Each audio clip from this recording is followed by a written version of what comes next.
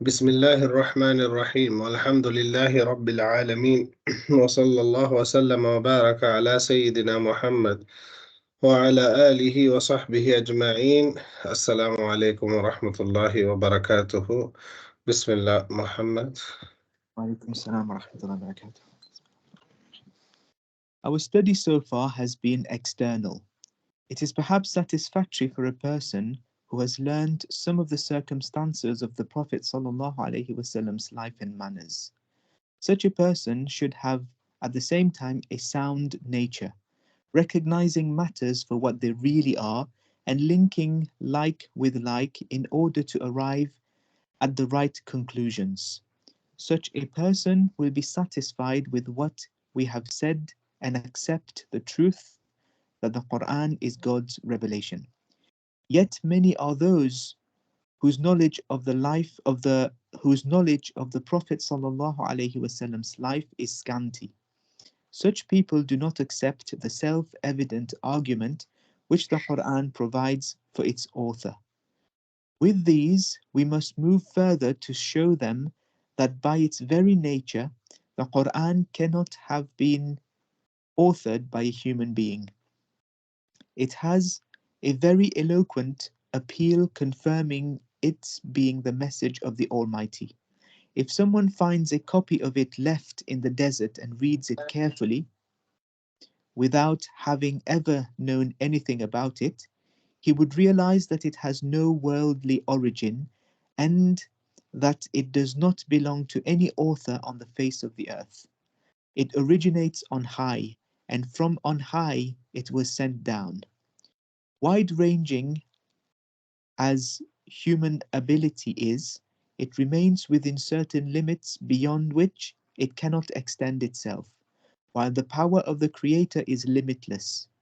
Everything that goes beyond the ability of mankind remains within God's ability.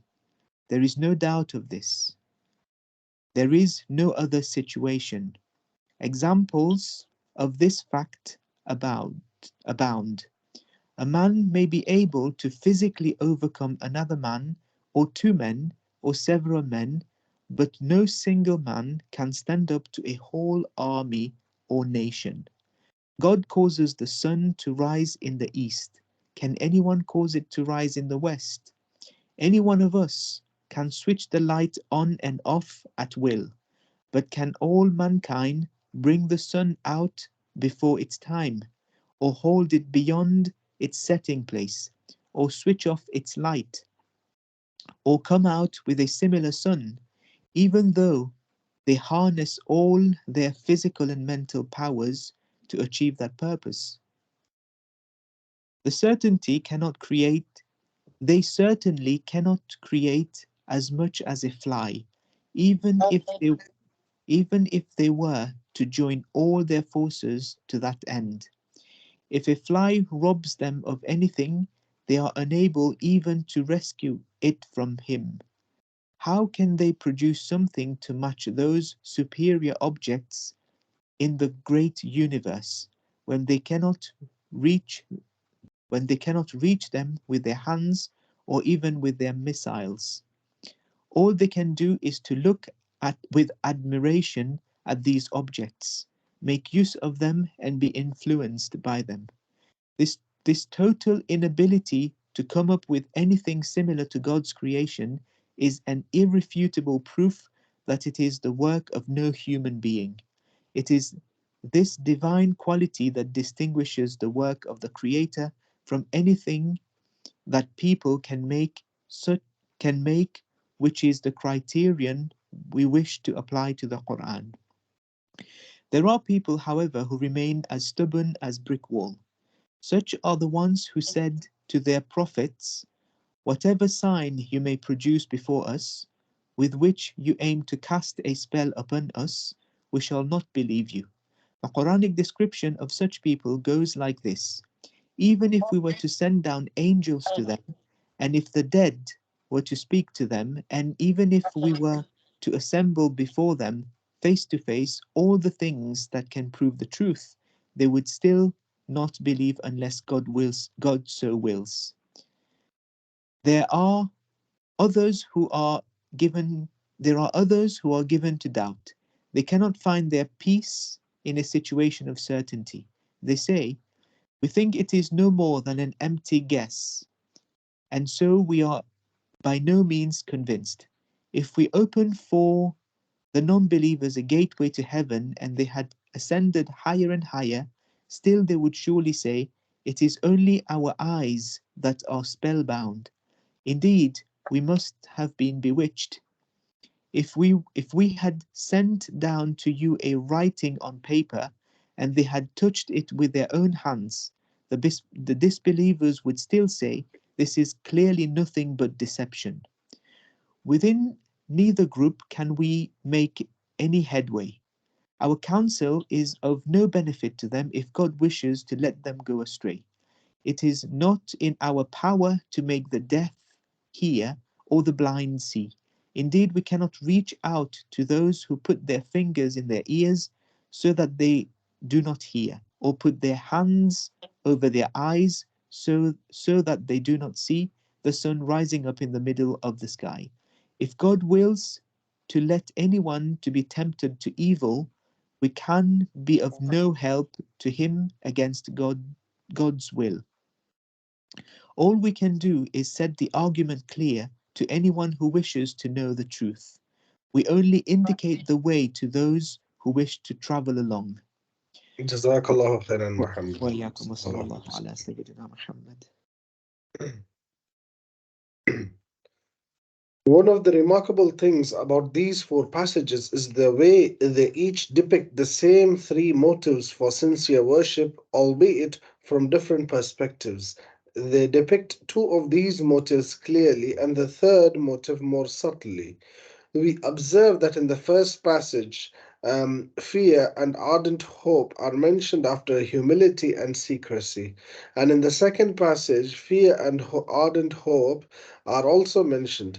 In the third passage, being wary of the hereafter and hoping for mercy, and hence also fear and hope.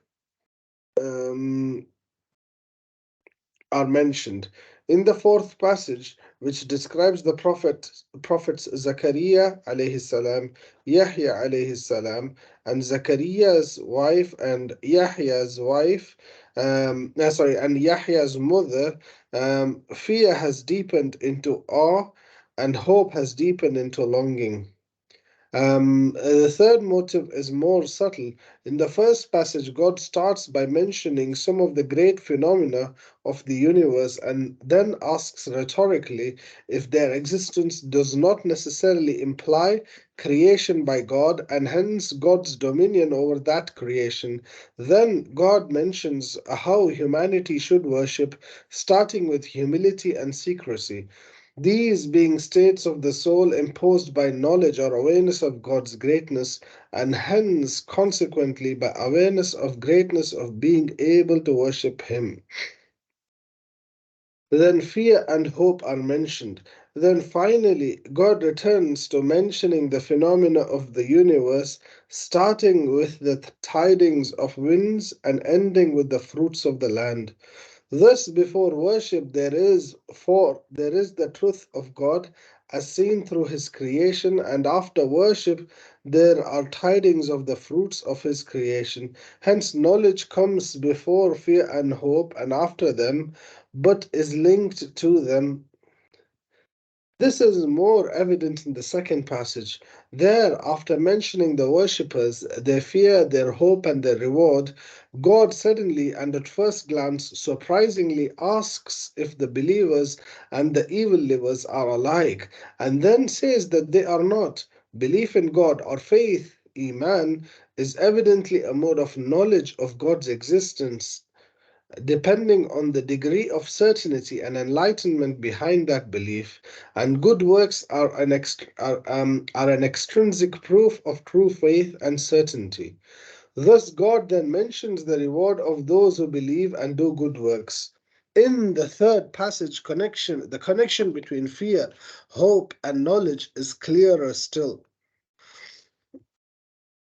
God starts by comparing the sincere worshipper with his or her fear and hope.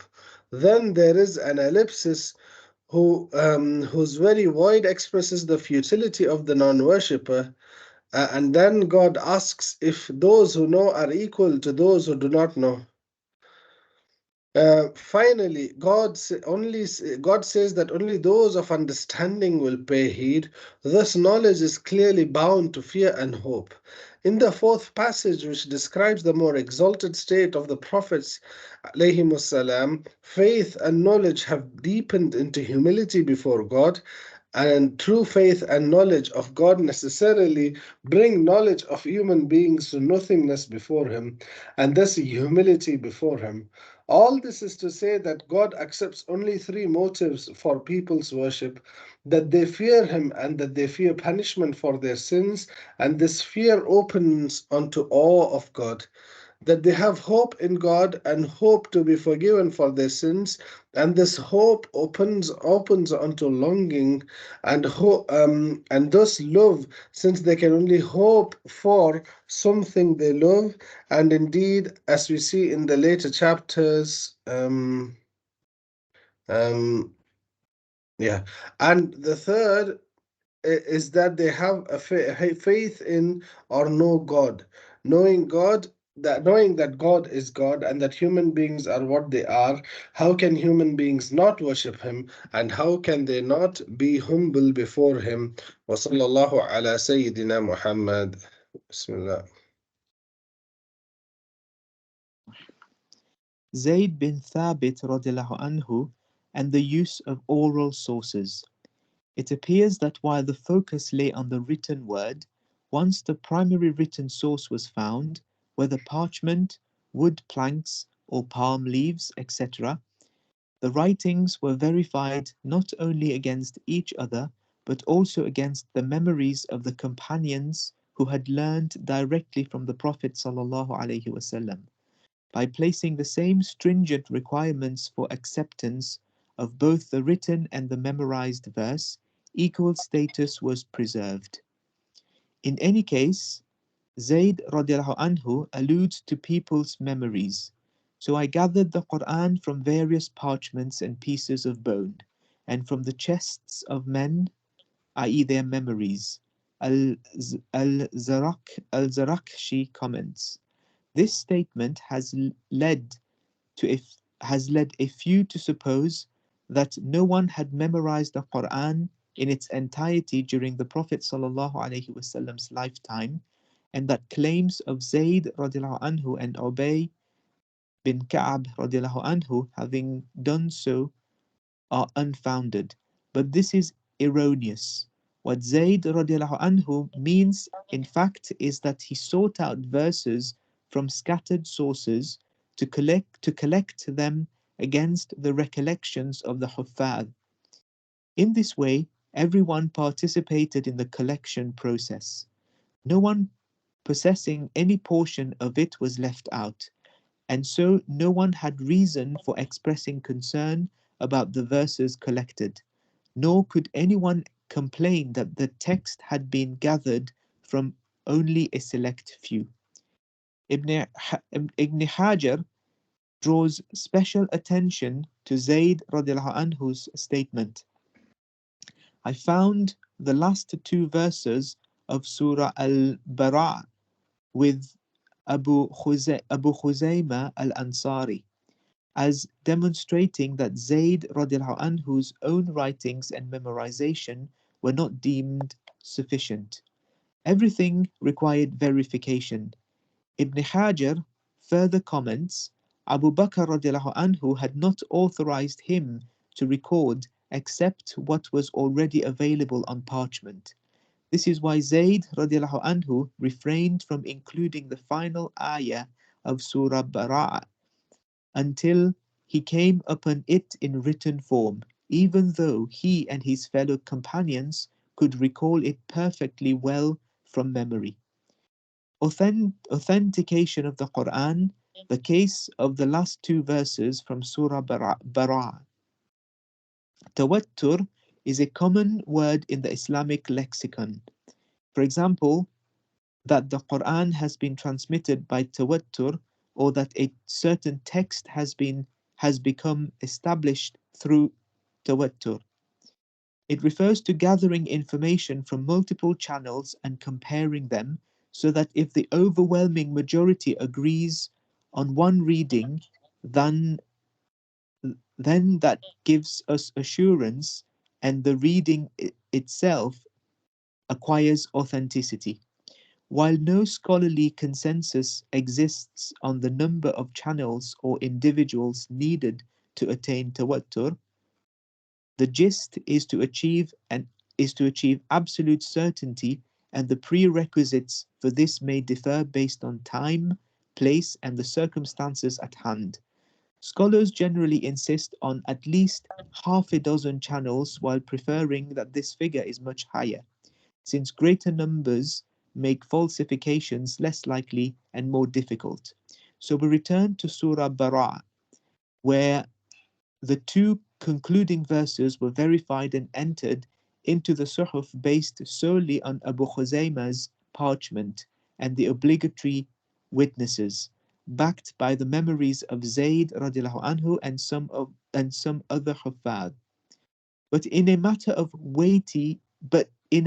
as weighty as the Quran, how can we accept one scrap of parchment and a few companions' memories as sufficient grounds for tawattur? Suppose that in a small class of 2 or 3 students, a professor recites a short, memorable poem, and we, directly after the lecture, individually quiz every student about it. If they all recite the same thing, then we have our absolute certainty that this is what the professor taught.